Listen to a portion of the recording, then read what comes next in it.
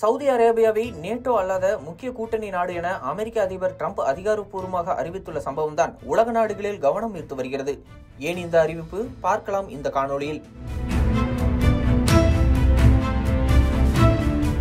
மேற்காசிய நாடான சவுதி அரேபியாவின் இளவரசர் முகமது பின் சல்மான் அரசுமுறை பயணமாக அமெரிக்காவுக்கு சென்றுள்ளார்.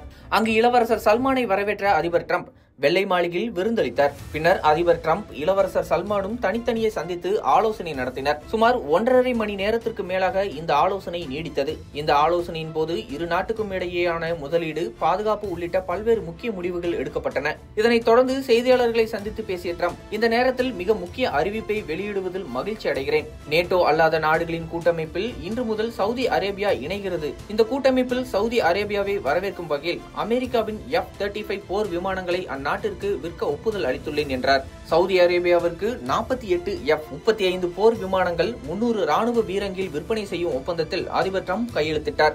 அதே சமயம் அமெரிக்க பாதுகாப்பு நிறுவனங்கள் சவுதியில் எளிதாக செயல்பட அனுமதிக்கும் வரலாற்று சிறப்புமிக்க பாதுகாப்பு ஒப்பந்தம் கையெழுத்தானது.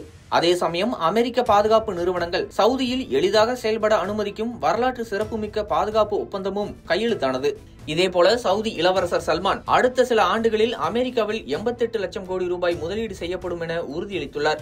இந்த சந்திப்பு இரு நாட்டுக்கும் இடையேயான உறவை வலுப்படுத்தியுள்ளது. நேட்டோவை பற்றி சுருக்கமாக பார்க்கலாம். அமெரிக்கா ஐரோப்பிய நாடுகளுக்கு இடையேயான ராணுவ ஒத்துழைப்பு அளிப்பதற்காக உருவாக்கப்பட்டதுதான் இந்த நேட்டோ அமைப்பு.